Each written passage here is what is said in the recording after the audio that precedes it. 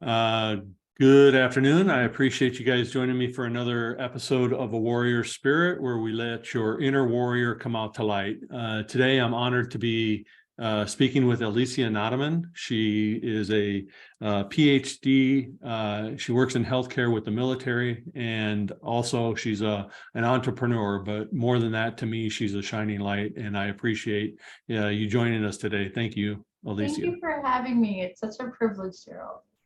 So I've known you through the charity work you do. We've done some projects together with Feed Your Starving Children, and you also do some side stuff like with Wisdom of Nuggets. That your baby that you bring people together for positivity. Tell us a little bit about your background and where you started and how you got to where you are today. Sure, thank you. So my background, as you mentioned, is in behavioral health sciences. Most of my life, I've always been very type A, very school oriented, very professional oriented. And so pursued my doctorate, got all the things, did all the check boxes we're supposed to do, really went to the highest level of my degree and was basically a workaholic. I was a workaholic for paid work, and then I was a workaholic for volunteer work in my paid environment, my business world, what I went to school for, in other words. And what I noticed over the years is I was just tired. I was tired way too young. I felt like life was kind of passing me by and I wasn't experiencing a whole lot of joy. And I felt like a lot of it was coming from a place of obligation. And while I wanted to be of service and I wanted to make a difference, I did not feel that the ways that I was volunteering so much of my time back into my industry world, my healthcare world, it wasn't doing that. It felt like a whole lot of more administrative type work, and it just didn't feel like I was making that huge of an impact. I had a bit of a health scare back in 2000. It would have been probably 2015, 2016, around that time.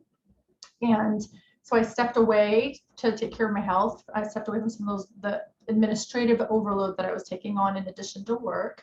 And at that time, I had an opportunity come up in my entrepreneurial world in the skincare industry, which I had no business being in. I had no interest in. I just met a girl. She was awesome, and I wanted to support her. We started to kind of take off on a friendship, and that entirely changed my life when I decided to jump into this industry and become a salesperson on her teams in the multi-level marketing world. And the ways in which I have challenged myself and grown, and the woman that I've become over the last 6 years because of that risk that I took on myself, have been pretty remarkable. So today I have my business in the Rhodian and Fields world. I've actually authored a book called Don't Be a Stranger, because so many of the blessings that have come into my world are a result of strangers that I've met over the last 6 years, just because of doing my life so drastically differently. I still very much am in my healthcare world, as you mentioned, and that's like my full-time big girl gig. But then I've got this whole nother world where I've invested myself, and the blessings that have come have just been really unbelievable. So you mentioned your health scare. Is that resolved? Are you doing better? Thank you for asking. Yeah, it's much better. So I'm happy to share to those who may be watching the podcast or listening in. So I actually am one of those statistics who eats too much sushi and ends up with mercury poisoning. So that's actually a thing. But I love sushi.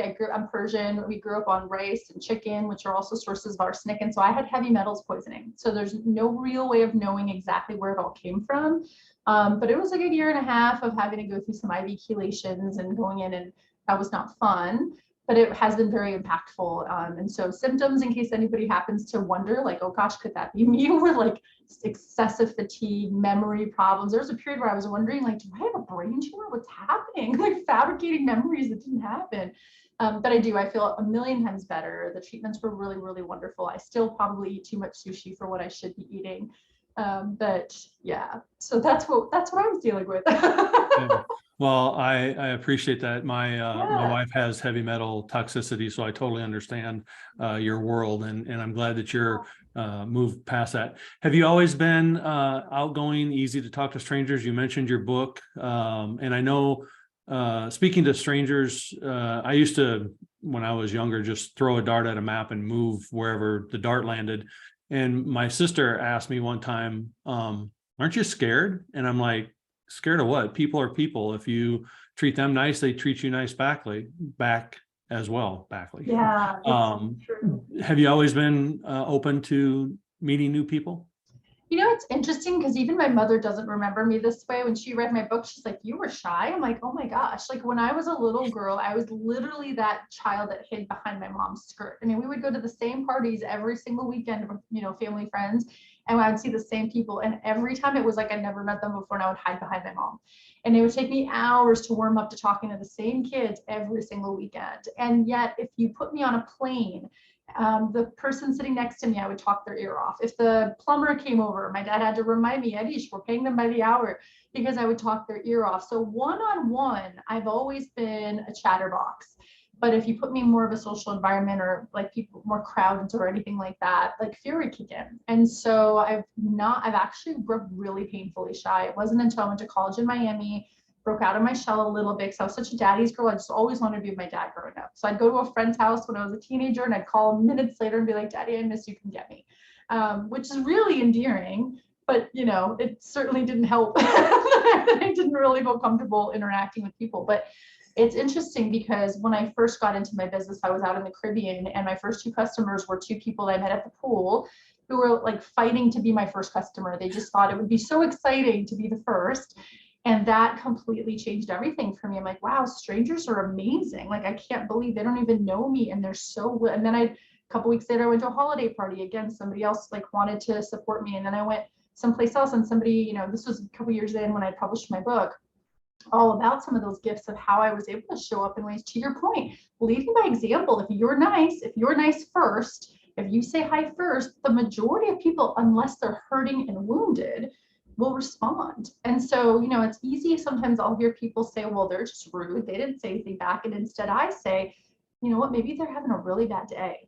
I wonder what happened that they didn't feel comfortable even saying hi. And I can be that way. There's days I don't want to be talked to, right? But then I know what to do, like avoid eye contact, look down, because if I look up and make eye contact, I trust someone's going to say hi to me, because just by nature, people are kind, you know. And I think we don't talk about that piece as much because it's easy to think otherwise.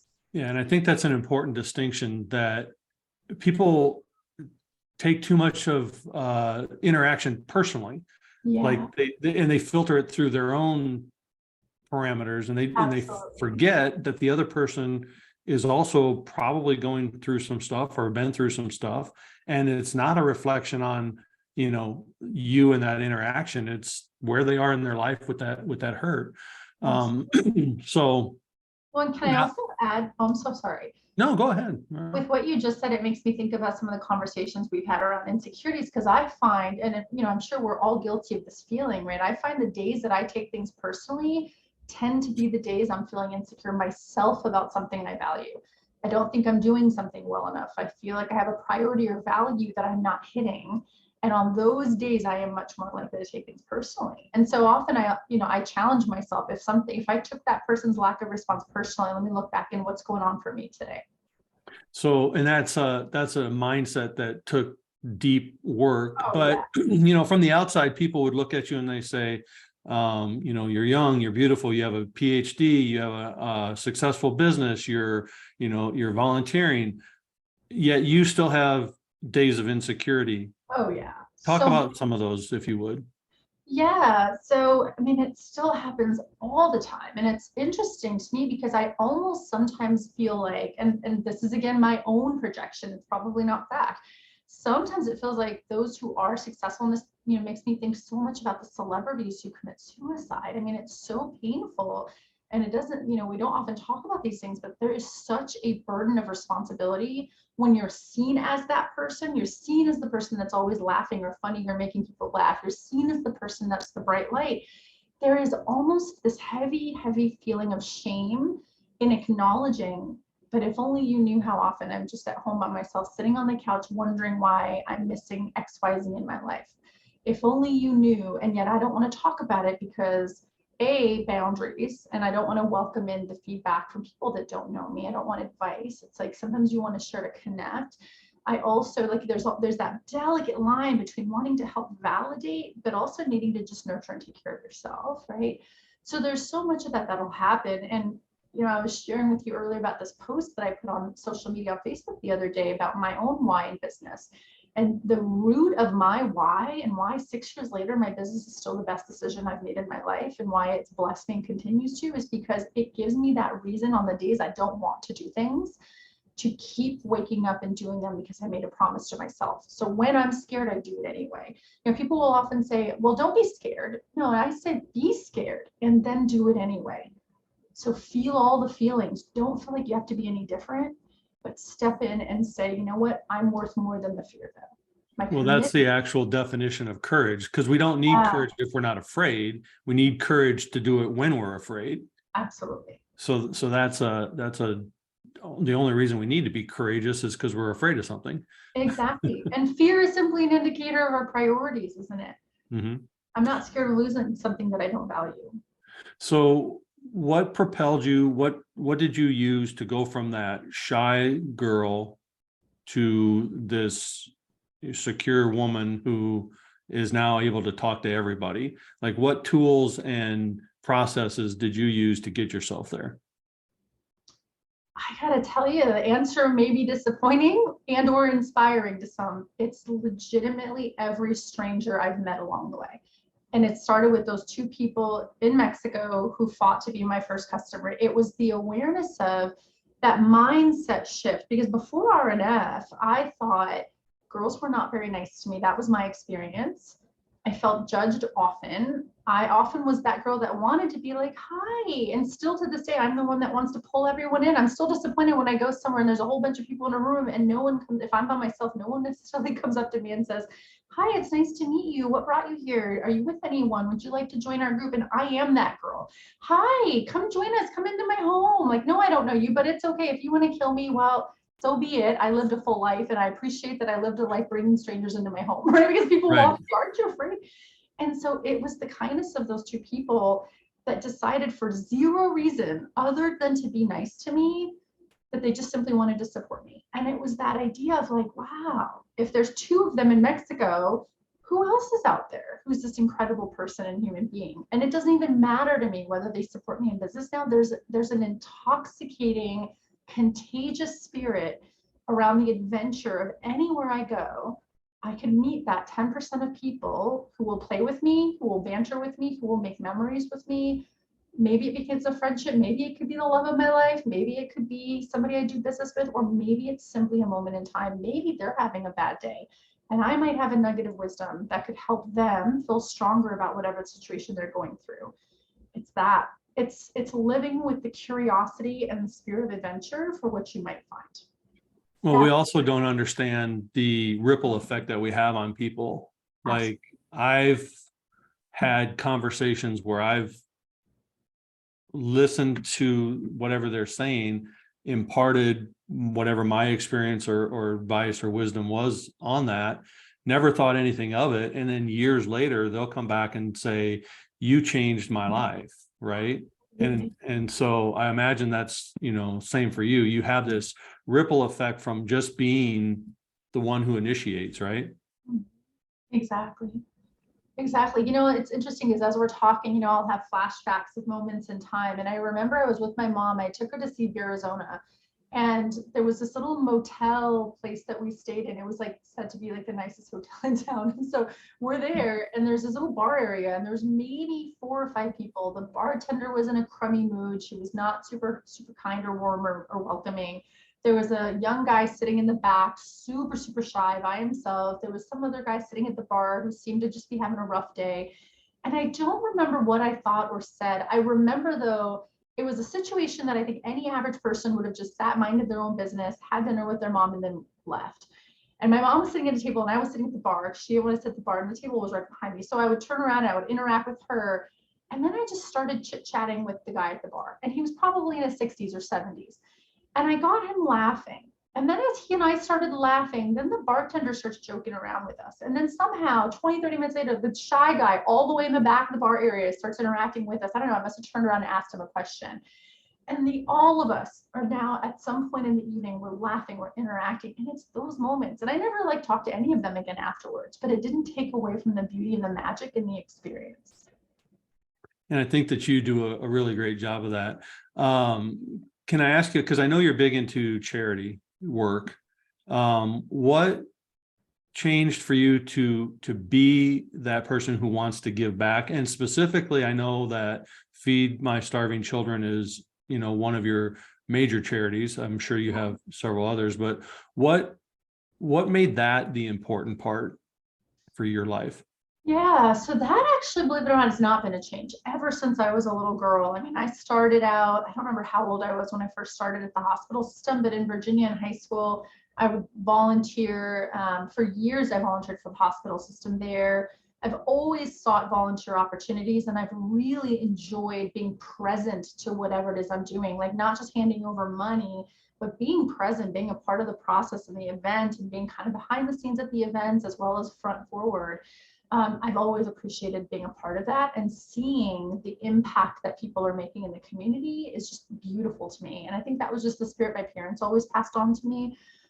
Feed My Starving Children, our Rodan and Fields teams actually had done that as a team building my first year or two being in the business, and I loved it. The energy, really, again, that word intoxicating comes to mind, because it was just the connections. Like, you're not even talking business, you're not talking about anything particular, but you're connecting. There's energy, everything's high energy, there's music playing, you're standing around for an hour and a half, you're doing something beautiful. And my favorite part is at the end, they show this little PowerPoint, couple slides of the impact that your couple hours has on children's lives, right? So you're packing these food boxes, and it shows this teeny weeny little malnourished baby, and within just a few months or a year or two, the difference that these food boxes have. And I mean, once you see that, you have that visual, you have that feeling in your body of just like, wow, I can't imagine the 2 hours I spent here felt so priceless compared to something else I could have been doing. And so I love taking groups back now and just like using that as a vehicle to say, hey, let me bring as many people I can to just be here and plant those seeds for others to hopefully do it for themselves as well. I enjoy that. Habitat for Humanity is another one I love taking. And a lot of my events center around connection while doing something beautiful. I just think there's no better way to connect to someone's spirit.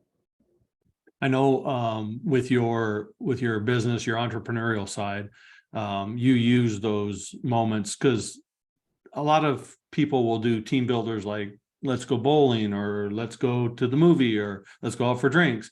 You use the charity and the giving back and the volunteerism as a really great connecting tool. And I think it's an outside the box thinking, because it humbles you to where you are. No matter where you are in this country, you're doing better than other people in the world might be, and it humbles you to that effect. And I only know that from taking part in one of your events. So, and then I was able to, eventually bring my son and bring my wife, and giving back is a vital part of that. So, if you were to take somebody who's kind of just new on their entrepreneurial journey, and outside of, hey, just talk to strangers and be nice, what kind of advice would you give them to get through that hard and get through that? Because being an entrepreneur, we both know it's a different mindset. It's a different it's a different struggle. But if you do it with the right purpose, there's a different reward as well.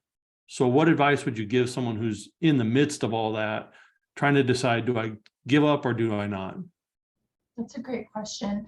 Number one is, I would say, really to consider for themselves, like, we often say, what is your why? But what is the thing that's going to make you get up and like do it every day? For me, my word to myself is so critical.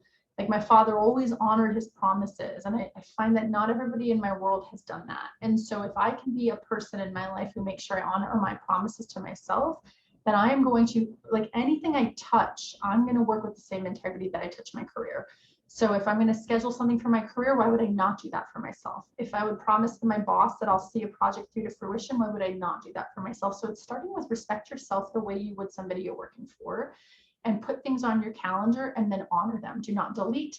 Do not see them as expendable. I see this happen all the time. A social event comes up, they're like, I'll just move that goal. And that was the goal that was going to be a part of your commitment to yourself and your business every day to show up. Why would you let anything flimsy just kind of throw that off? So that's one. Another is set goals that are fun. So, for me, thinking back to what a workaholic I was, and how literally, I would go from 5 in the morning until 8, 9 o'clock at night between work and then volunteering administrative stuff for all the other stuff I was doing that stole my joy. And I think about with all the free time my business has opened up, or I'm still doing charity, I'm just doing it in a very different way now. How do I keep it fun, fresh? And how do I make sure I look forward to that time? So building things in like that. I see all that time that my business has opened up in my life as a blessing. How do I take that added time blessing and now bless somewhere else while keeping it energizing and fun for me? And so I've been able to do that, but that's going to be different for everyone. Another one for me is, what will you do with your paychecks? How will you set aside a certain amount? Right? For me, my business paychecks are for fun, travel, charity. That's what I use them for. And so that's going to be different for everyone, right? And of course, I set some of that aside for like retirement wants, but beyond that, it's allowing me to do my life in a way that constantly energizes me and challenges me in fun ways. Because if it's not fun, you're not going to stick to it. I think those are two very important delineations. I know that a lot of people won't lie to friends or family or people that are important, but they'll lie to themselves. And they'll say, oh, like you said, oh, well, I'll just slough that off later. But when you start with not lying to yourself and having that real moment, I think that's when your business grows exponentially for sure. And the other part is the fun part. A lot of us get into this mode of grind, and then we grind ourselves out, but we forget to add some fun into it. So then it becomes something that propels us to keep going. Yeah. I think also it's important, not only your why, but your never again moment, because sometimes, in my opinion, and maybe you have experienced this as well, our why is one thing, but it's not enough to propel through the pain. It's why we want to do it. It's how we want to do it. It's why we still endure. But until we have that never again moment, that absolute bottom pain point that propels us to push through that, I think a lot of people are willing to give up on the why or make it a soft why. Yeah. I think that pain point has to be there to allow that propelling moment. Do you agree with that? I do. And when you said that, the first thing that came to mind when you said never again moment, it's doing things out of obligation. I've spent a lot of my time doing things because someone wanted me to, and not stopping to check in with my values and my time and my own priorities, because it could have been a really beautiful thing.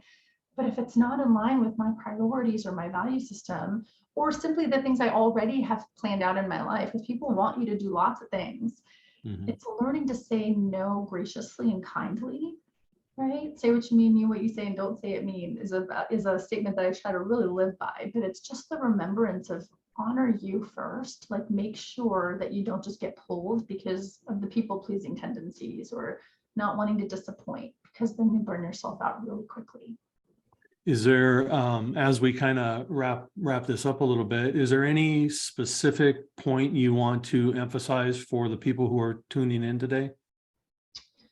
I think if there's anything I could say, is just keep showing up for you. It's so easy to, in the moments when things get hard or insecurities sink in, to just say, you know what, never mind, I'm just going to pivot from this, or I'll just move on to the next project.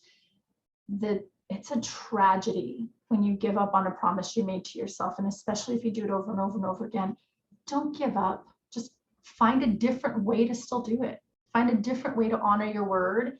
Pivot, be creative, be innovative, step away and breathe for a moment if you need to, but don't give up, because the implications for the rest of your life, if you just keep giving up on things when they get hard, it's hard to come back from. It really takes a toll, and you really do grow into a beautiful, evolved version of yourself when you just stick with your word and find different ways to get there. Yeah, I always tell my clients it's okay to rest, just don't camp there. Yes, exactly. You have to keep moving. You gotta get through it. So Elicia, I appreciate your time today. Thank you for everything. You are a true embodiment of a warrior spirit and a blessing, and it's an honor to know you, and I appreciate your time. Thank you so much. I appreciate you. Thank you for having me. All righty. Thank you.